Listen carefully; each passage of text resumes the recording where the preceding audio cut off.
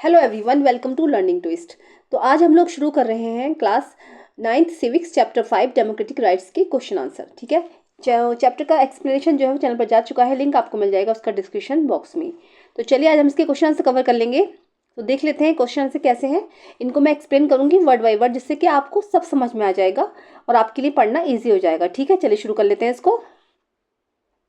First question आता है कि विच of the following is not an instance of an exercise of a fundamental right. इसमें से कौन सी एक्सरसाइज जो है फंडामेंटल राइट नहीं है या फंडामेंटल राइट की श्रेणी में नहीं आता, वो क्या है। तो देखो इसका आंसर होगा डी। ठीक है, parents property is inherited by their children. Parents की जो प्रॉपर्टी है वो बच्चों को मतलब नहीं दी जा सकती है। ठीक है, इसके लिए है। तो देखो पेरेंट्स की अपनी मर्जी है, जरूरी नहीं कि उनको ही मिले। पेरेंट्स की अपनी मर्जी है, चाहे वो जिसको चाहे दे अपनी जो प्रॉपर्टी है। ठीक है, तो ऐसा कुछ ज़रूरी नहीं है कि वो बच्चों को ही मिलेगी।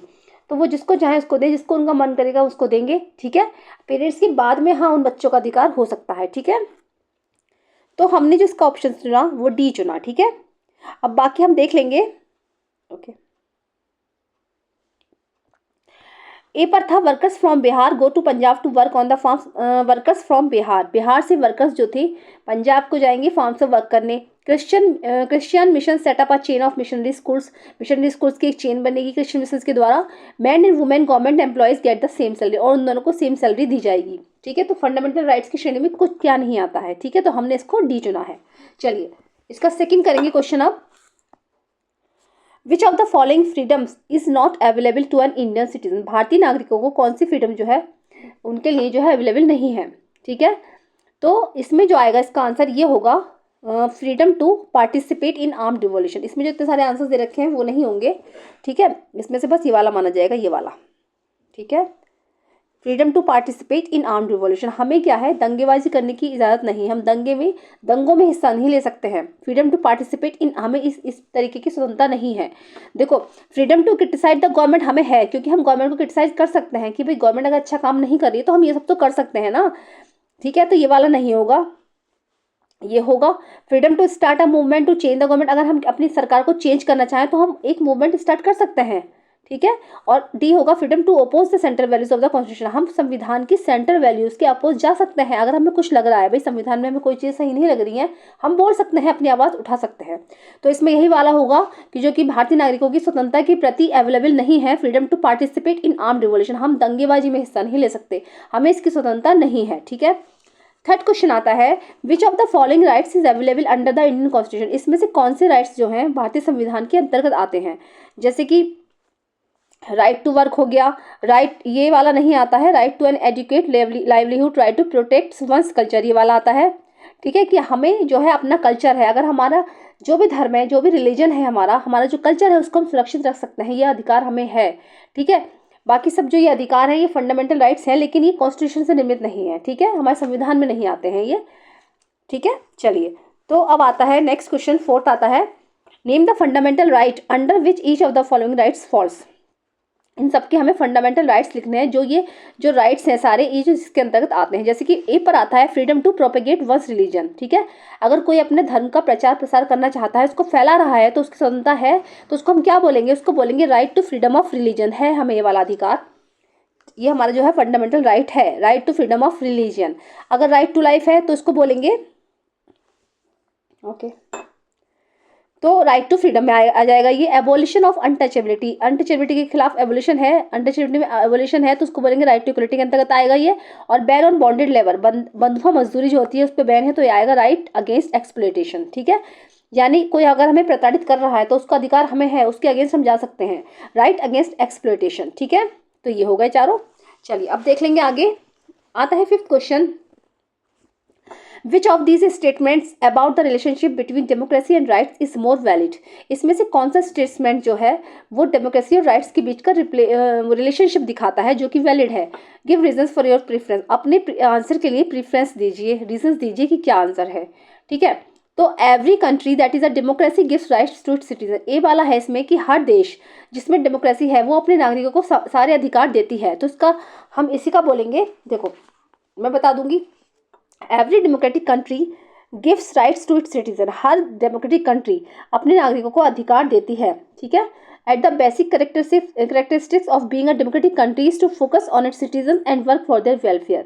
जो बेसिक कैरेक्टर्स होते हैं डेमोक्रेटिक कंट्री के, तो उसमें वो अपने नागरिकों की सुरक्षा का ध्यान रखती है, नागरिकों के हर तरीके के अधिकारों का ध्यान रखती है और अपने देश के वेलफेयर के बारे में ध्यान रखती है। तो however the country that gives rights to its citizen may और मे नॉट बी डेमोक्रेटिक। तो फिर क्या हो कि देश में चाहे अधिकार हो, है ना, the country that gives right, अगर कोई कंट्री अधिकार दे रहा है नागरिकों को तो चाहे वो डेमोक्रेटिक हो या ना हो, कोई फर्क नहीं पड़ता है, ठीक है। लेकिन अगर कोई डेमोक्रेटिक कंट्री है तो उसका मतलब यही है कि वो अपने नागरिकों को सारे अधिकार दे रही है, ठीक है। चलिए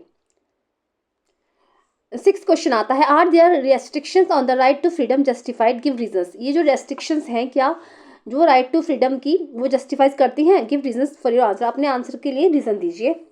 तो देखो ये आता है, Indian citizens need permission to visit some border areas of the country for reasons of security. भारतीय नागरिकों को कुछ परमिशंस की आवश्यकता होती है अगर उन्हें जो है बॉर्डर में जाना होता है, some border areas of the country for reasons of security, security के सुरक्षा के पर्पज से। तो हाँ, ये जो है सिचुएशन जस्टिफाइड है भाई, बात ठीक है ये, कि हमें ना अगर हमें बॉर्डर पार जाना है, कुछ बॉर्डर एरियाज में घूमने जाना है, तो हमें कुछ परमिशंस की ज़रूरत होगी। तो भाई देखो, हमारी क्या है, हमारे घूमने से ज़्यादा देश की सुरक्षा इंपॉर्टेंट है, इसलिए तो होता है ये सब, ठीक है। तो yes, it is justified even though the right to travel to any part of the country is a fundamental right. देखो क्या है, ये जस्टिफाइड है। हमारा जो है घूमने का अधिकार जो है, हम कहीं भी ट्रैवल कर सकते हैं, इधर से उधर देश में कहीं भी जा सकते हैं, लेकिन हम जानते हैं कि हाँ ये हमारा फंडामेंटल राइट है। There are some regional restriction, लेकिन इसमें कुछ रेस्ट्रिक्शन भी हैं। These restrictions are applied to secure the interest of different communities of the country and also to maintain law and order. जिससे क्या होता है, कानून बना रहेगा सही से, एक तो कानून का सही से पालन होगा और हमारे देश की सुरक्षा जो है अच्छे से हो पाएगी। बी पर आता है, outsiders are not allowed to buy property in some areas to protect the interest of the local population. तो क्या होता है, आउटसाइडर्स होते हैं बहुत सारे, उनको जैसे कहीं दूसरे एरियाज में जो है ज़मीन खरीदने की इजाज़त नहीं होती कि वो ज़मीन खरीद लें। तो क्या ये जस्टिफाइड है? तो हाँ बिल्कुल जस्टिफाइड है भाई ये बात। तो क्या होता है कि मान लीजिए हम अरुणाचल प्रदेश में या कहीं बाहर जाकर जो है जगह खरीद रहे हैं, तो देखो वहाँ का कल्चर बिल्कुल अलग होता है, वहाँ का कल्चर अलग होता है, वहाँ की वेशभूषा अलग होती है, तो हम उन लोगों से मैच नहीं कर पाते। तो जो ये रेस्ट्रिक्शंस बनाई गई हैं ना, ये सही बनाई गई हैं कि अगर हम वही वहाँ पर हम नहीं खरीद सकते, तो ये बात अच्छी है। देखो yes, this is justified as the intention is to secure the culture, जिससे कि हमारा जो कल्चर है वो सिक्योर रह सके, हमारा कल्चर सुरक्षित रह सके, and linguistic rights of certain section of the community, और समुदाय के कुछ सेक्शंस ऐसे हैं जिनका जो है उनको उनके अधिकार दी जा सके। तो ऐसा जो है सही है, जस्टिफाई होती है ये बात कि हाँ हमें बाहर जाकर जो है प्रॉपर्टी खरीदने की इजाज़त नहीं है। थर्ड पर आता है, the government bans the publication of a book that can go against the ruling party in the next election. कि गवर्नमेंट्स जो है अगर जो है कोई बुक छप रही है तो उसकी पब्लिकेशन को बंद कर देती है, क्योंकि वो जो बुक है वो रूलिंग पार्टी के अगेंस्ट जा रही है। अगले इलेक्शन में जो पार्टी जीतने वाली है उसके अगेंस्ट जाती है अगर किसी ने छापी है। तो देखो ये बात जस्टिफाइड नहीं है, क्योंकि हमें तो राइट टू फ्रीडम है भाई, हमें स्वतंत्रता का अधिकार है, हमें राइट टू स्पीच का अधिकार है, हम मतलब खुलकर बोल सकते हैं, हम अपनी बात बता सकते हैं कि अगर बुक छप रही है तो छपने दो, इससे क्या फ़र्क पड़ता है कि चाहे पार्टी कोई भी जीत रही हो, तो हमें ये अधिकार संविधान से ही दिया गया है। तो ये बात जो है जस्टिफाई नहीं होती है। It curtails an individual's fundamental right to freedom where he she can express his opinion, हम जिससे कि अपने ओपिनियंस को एक्सप्रेस कर सकें, freedom of speech and expression and power people to exhibit their thoughts, जिससे कि हम अपने विचारों को रख सकें। तो इसलिए ये बात जो है जस्टिफाई नहीं होती है, ठीक है। तो ये क्वेश्चन भी आपका हो गया है। चलिए क्वेश्चन 7 आता है, Manoj went to a college to apply for admission into on MBA course. Manoj जो है कॉलेज गया एडमिशन अप्लाई करने के लिए, MBA कोर्स में लेने के लिए गया। The clerk refuse to take his application and said, clerk ने उसका जो एप्लीकेशन फॉर्म था वो रिफ्यूज कर दिया और कहा, you the son of a sweeper, कि तुम एक स्वीपर के बेटे हो, wish to be a manager, और एक मैनेजर बनने की इच्छा कर रहे हो। Has anyone done this job in your community, क्या तुम्हारी कम्युनिटी में कोई जॉब नहीं है? Go to the municipality office and apply for a sweeper's position, कि तुम म्यूनिसिपैलिटी के ऑफिस जाओ और वहाँ पर स्वीपर्स की पोजीशन को लिए अलाउ करो। Which of the Manoj fundamental rights, तो मनोज का फंडामेंटल राइट्स यहाँ पर क्या है, are being violated in this instance, spell this out in a letter from Manoj to the district collector, कि क्या मनोज को एक लेटर डिस्ट्रिक्ट कलेक्टर को लिखना चाहिए। तो Manoj fundamental right to equality has seen violated, Manoj का जो फंडामेंटल राइट है, राइट टू इक्वलिटी, उसको छीना जा रहा है, उसके अधिकार का हनन हो रहा है, क्योंकि right to equality confers the right to get employment regardless of caste gender religion, क्योंकि राइट टू इक्वलिटी के तहत किसी भी व्यक्ति को जॉब मिल सकती है, चाहे वो किसी भी कास्ट का हो, किसी भी जेंडर का हो, किसी भी धर्म का हो। The other right that has been violated is the right to freedom, और दूसरा जो अधिकार उसका यह है कि उसकी स्वतंत्रता को छीना जा रहा है, right to freedom. This right confers freedom और personal liberty for anyone to seek a job. इस अधिकार को छीनकर किसी को भी जॉब नहीं दी सकती, मतलब ऐसा नहीं है कि इस अधिकार को छीनकर उसको जॉब नहीं दी जा रही है, तो उसके साथ ये गलत हो रहा है। ठीक है, चलिए अब इसका जो है लास्ट क्वेश्चन करेंगे, क्वेश्चन नंबर 8 है। ठीक है, when Madhurima went to the property registration office, जब मधुरिमा प्रॉपर्टी रजिस्ट्रेशन ऑफिस गई, the exercise register told her, exercises registrar ने उनको बताया, you can't write your name as Madhurima Banerjee daughter of A K Banerjee, कि तुम अपना नाम मधुरिमा बनर्जी नहीं लिख सकती हो, daughter of A K Banerjee. तुमने अपने मतलब पिता का नाम लिखा है यहाँ पर, तुम ऐसा नहीं कर सकती। यू आर मैरिड, तुम्हारी शादी हो चुकी है। You must give your husband's name, तुम्हें अपने पति का नाम देना होगा। Your husband surname is Rao, तुम्हारे हस्बैंड का नाम सरनेम जो है राव है, तो so your name should be change to Madhurima Rao, इसलिए तुम्हें अपना नाम चेंज करके मधुरिमा राव रखना होगा यहाँ पर। She did not agree, she said, वो बिल्कुल सहमत नहीं, उसने कहा, if my husband name has not change after marriage, अगर मेरे हस्बैंड का नेम जो है उनके मतलब मैरिड के बाद चेंज नहीं हुआ, तो फिर मैं अपना नेम क्यों चेंज करूँ। In your opinion who is right in this dispute, कि आपके ओपिनियन में क्या है कि इस झगड़े में कौन सही है और कौन गलत, एंड वाई, और क्यों।